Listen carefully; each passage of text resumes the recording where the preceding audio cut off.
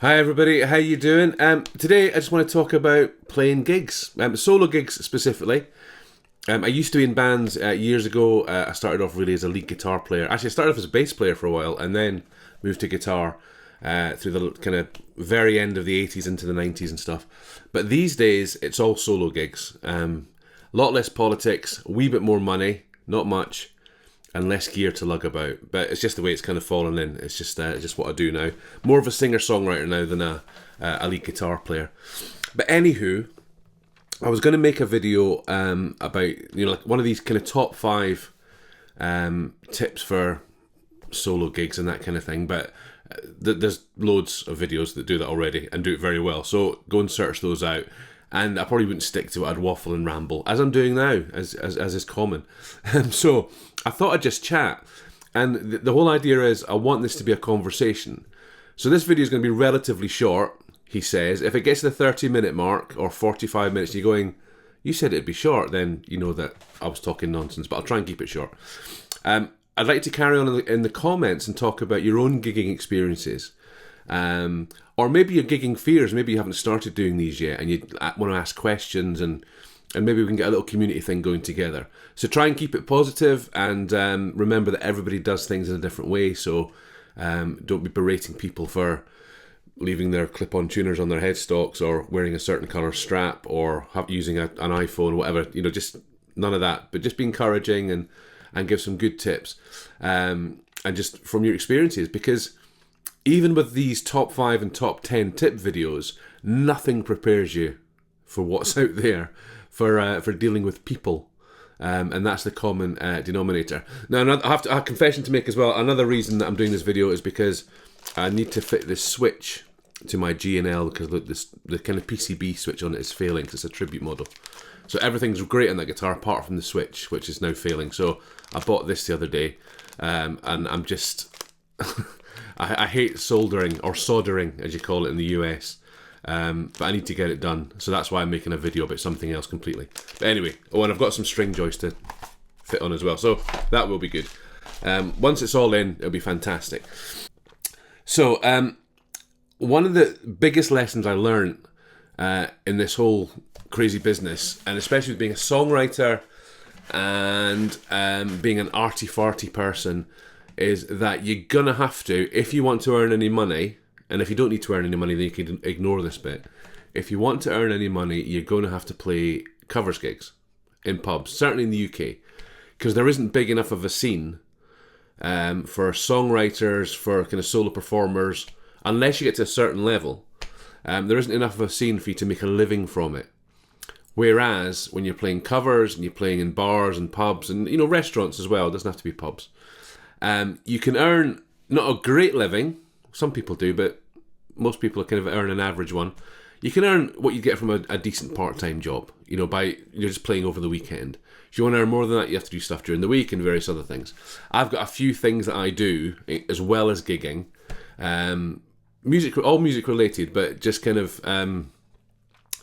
they kind of help pay the bills. But the gigging is actually a big portion. It's probably about half of my income is from gigging.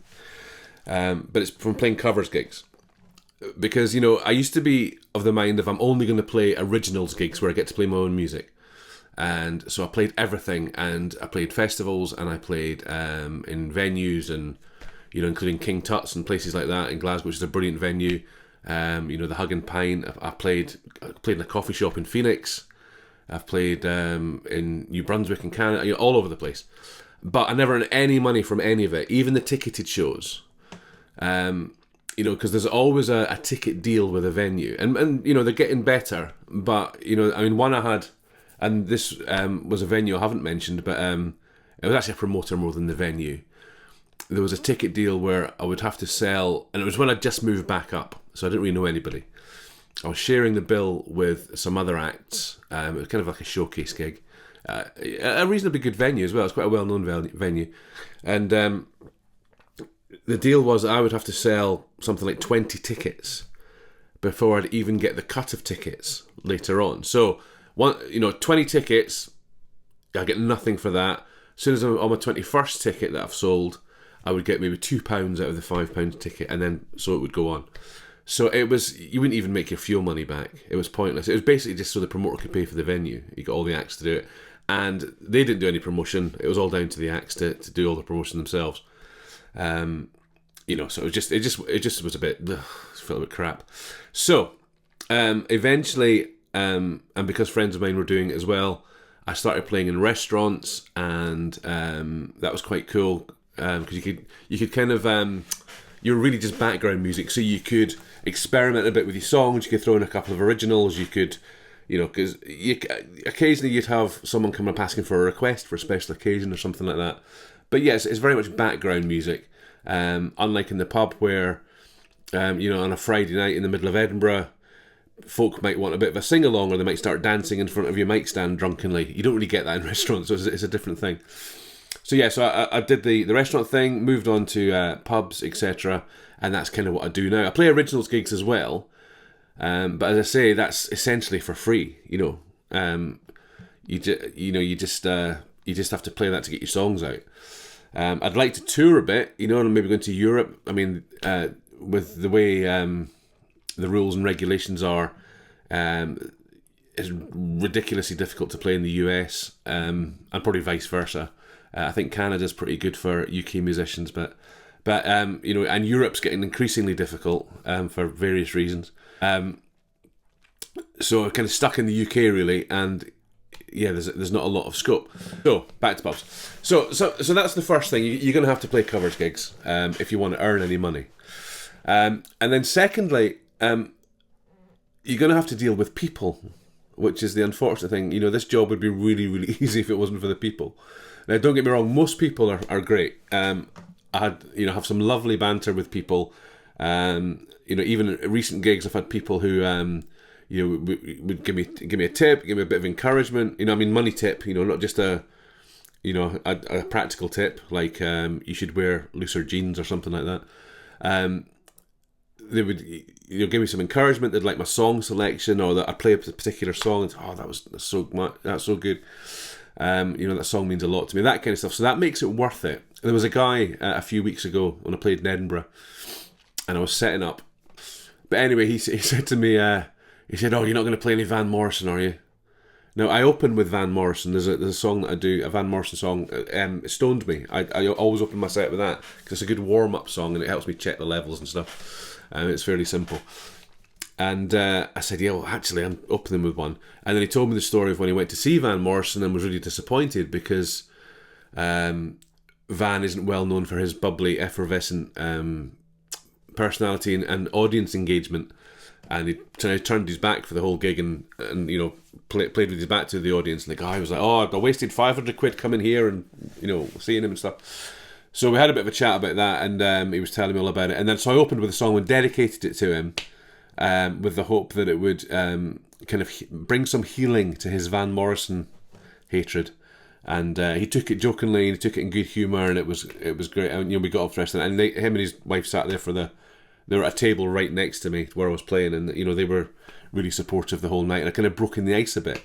And so you kind of have to do that. One other thing you have to do is, especially if you're playing in pubs, because there's alcohol involved, and not everybody can handle their alcohol. Some people get in, there are lots of nice drunks, but there are lots of nasty drunks as well. And I've only had a couple of those. There was a guy when I played in Stirling, he got really upset that I wouldn't let him play my guitar in the middle of the gig. But he was off his face, he was hammered. But he looked quite handy, you know, he looked like he'd been in a scrap or two. And he was kind of used to the way of violence. So as I politely refused him, he got more and more demanding and more aggressive as the evening went on. And then it started getting personal, and he started coming up to me and shouting insults in my ear and coming right to me in my face. The bar staff didn't see a lot of this, you know, because he was quite clever about it. But towards the end, he was just staggering up and telling me I was shit. And but this guy was just so drunk. He carried on like that, and I was at the stage of, obviously I couldn't punch him, because that would have been not good for customer service or customer relations for the bar either. And I don't like violence anyway. So, but I felt so threatened. I was about to put my guitar down, and I don't know what I was going to do. But I basically told him to go forth and multiply in a calm but assertive voice, and I was like, "You need to leave now. You need to go." And he was getting more and more aggressive, and then the bar staff picked up on it, thankfully, eventually, and threw him out. But then after that, the whole pub was with me for the rest of the night, because they'd kind of seen, because it got a bit noisier at that point. It got a bit more heated, but he got ejected, and it was all fine. But since then, I've also learnt a trick. Well, no, it's not a trick. It's just it just kind of, because it really knocked me that for a few weeks, and then what I did was, or what I've done since is, when I've played either that venue or I've played other pubs, maybe on a Friday night or something, where it's a bit leery looking, I just keep an eye out for who's in as soon as I walk in. And I just try and be friendly to everybody. So if there's guys outside the front smoking as often as pubs, as I'm taking my gear in, I'll kind of say hello, how you doing, how you getting on, have a wee bit of, a chat, a banter as I'm going in, chat about the music or whatever, and just kind of break the ice a bit with people. And weirdly, I've never had any hassle since then. I don't know if it's an air of confidence or it's just like, oh yeah, I was chatting to him. I don't know what it is, but it helps, and it helps if you kind of spot. You just keep an eye out for people, and obviously work with the bar staff as well, and just be looking out for each other. Because I have also had to step in when bar staff have been harassed. That happened as well. A different night, but I've done that, and you all have to kind of look out for each other, really.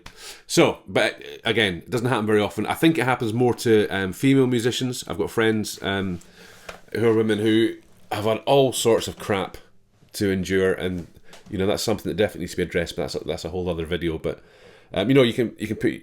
I don't think I have any women watching this channel, but if you have experienced that, put it in, or if a friend of yours has, because we need to keep open about that and talk about that as well. Then you get the happy drunks who. They're happy but they're annoying, so they'll be the ones who'll be banging into your mic stand when they're dancing. They'll be constantly shouting in your ear, so you'll be in the middle of your favourite Paolo Nutini song or something, or you'll be singing Hotel California at full pelt, and they'll be in your ear shouting for Sweet Caroline or some other song that I refuse to play. Honestly, I do. I hate that song.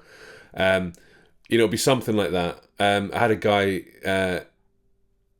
the other week, he was just I can't remember if I mentioned him in a previous video. He was a tourist from Australia, and he just ruined the night. Basically, he wasn't aggressive. He was just really, really leery, really annoying. Made the whole night about him. Was kind of bumping, kind of hassling people, bumping into them, being very loud. Kept shouting, "I'm from Australia," and all this kind of stuff. He's like, "Well, me know." He kept asking for me to sing "Men at Work." Down Under, which I did for him, and then it just carried on. Then he kept shouting requests every 2 seconds, pretty much, or it felt like it. And then he sat on it. He pulled up a chair and sat. I played standing up. He sat right in front of me and was just trying to talk to me while I was playing, and all the rest of it. And then he was trying to. When I took a break, he was trying to play his phone down the microphone, and it was just a pain in the backside. And so you have to kind of learn a few skills on how to deal with folk like that. Because I say that often the bar staff either don't see it, or they're just running their heels off. They're just really busy and they can't get across in time, especially on a busy night. So you have to kind of deal with it yourself. And it's a mix of being assertive but friendly, and and sometimes people are just, they've had a really shitty day and they've just had a good drink and they're just trying to let off some steam. So you have to kind of just be a bit intelligent about that, or emotionally intelligent about that, and just try and meet people where they're at, really. It just takes time. And, it helps. I'm getting older now. Well, I am old. So I've had a bit of life experience. So I can read people fairly well. And I can relate fairly well, just from previous jobs I've had. That all kind of comes in handy. So, yeah, so you deal with that. And if, if it's a situation that you feel uncomfortable or threatened in, then immediately just stop playing and go to the bar staff. There's no shame in that at all. In fact, it's what I recommend you do. But that, again, that's rare. Don't want to put you off. So, those are some of the things. What else was I going to talk about? So yeah, I would also just suggest a good kind of tip for gigging is just to learn your songs, really. It sounds simple. But honestly, when you're playing, if you haven't played live before and you haven't played in a noisy pub, Sometimes the TVs are still on showing a football match. Sometimes you've just got. Once I played a gig where there was a bunch of Danish guys in a tiny pub. They were all lovely, by the way, but there was just lots of them. There was about 20 or 30 of them, and they were over to watch a football match.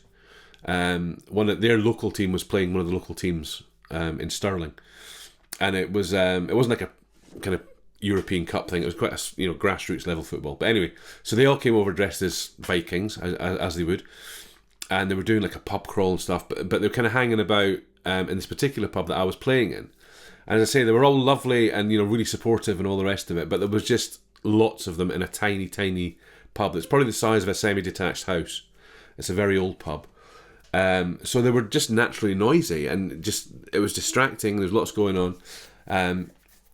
And you get the same if you play in a city centre pub on a Saturday night. You just get lots of noise, and like the general noise that you have to play over is quite high.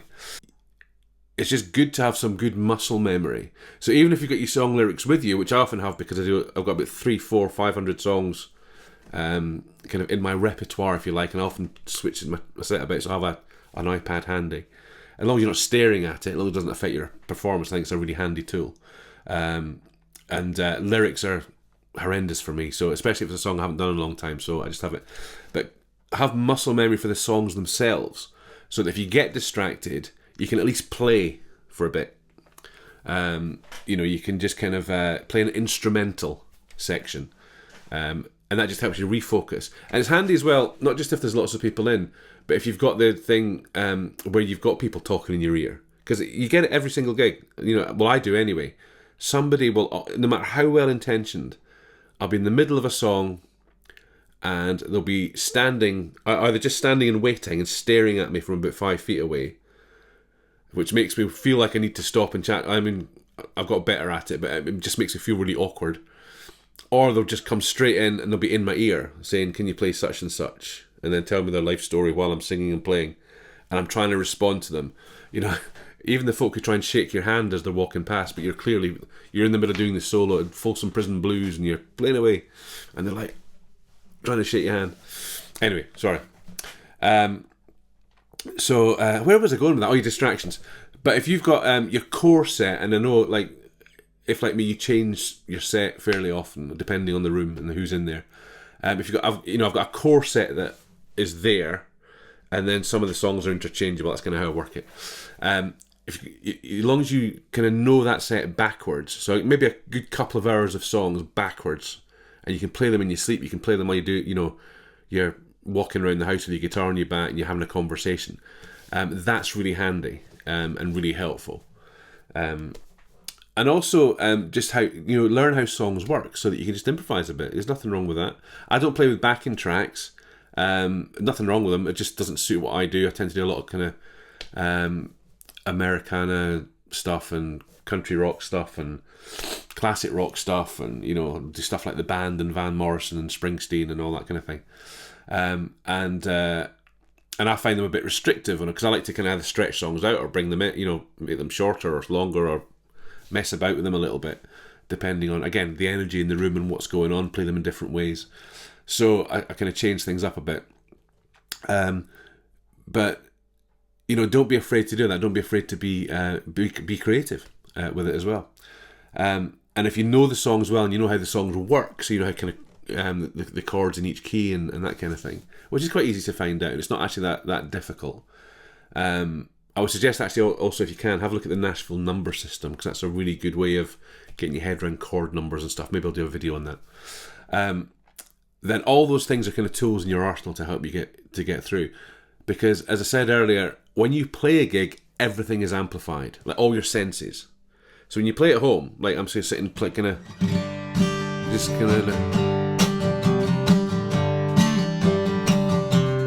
all very nice and relaxed and chilled, and I can just play what I want and practice my songs or whatever. But when you're in a room full of people holding your guitar and they're all looking at you, it's very different. Everything changes all at once.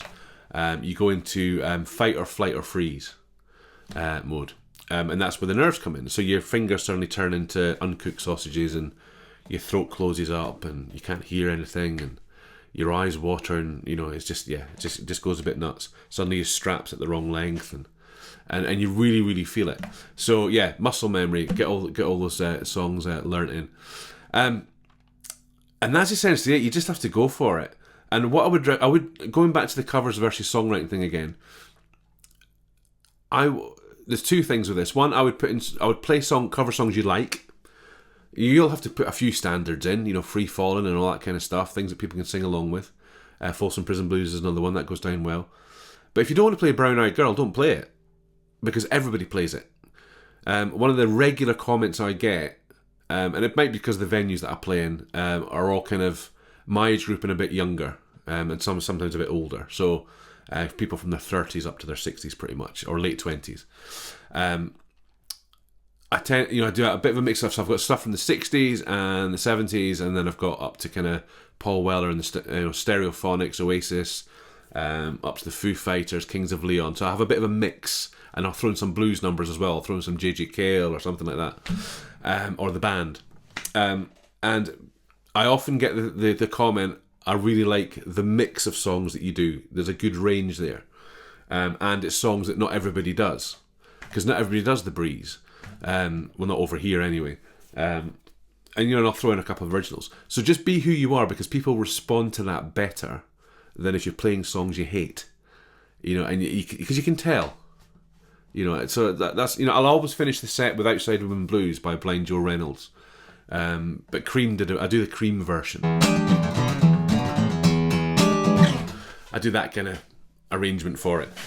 And then it's just a nice up-tempo blues number just to finish the set with. But a lot of people haven't heard that. But I can perform that, on the night very well. And people get the energy and all the rest of it. It's a nice way to just blow off some steam. So carry on the conversation in the comments. So any tips, any experiences, tell your stories.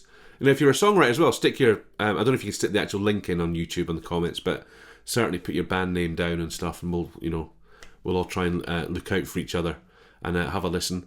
Obviously, my stuff's all listed there as well if you want to give that a spin, my original stuff. But carry on the conversation, and maybe just talk about the stuff that you didn't realise until you started gigging. So the stuff that doesn't appear in those top 5 or top 10 videos. Talk about those. As I say, for me, it's the whole thing of just all your senses get amplified as soon as you stand up there, and the dealing with people bit. That's something you can't really teach until you experience it. But anyway, so I appreciate you listening and watching. Hit the like if you like it, and subscribe if you want to subscribe. It's free and it helps me out, and it gives me a wee boost, and it makes me feel warm and fuzzy, which is always good. And I shall get off my proverbial backside and go and fit this switch, and put my string joys on, and get my G&L all modded, and I'll maybe make a video of it. I don't know yet, but we'll see. But anyway, thanks very much. Have a great week, and take care.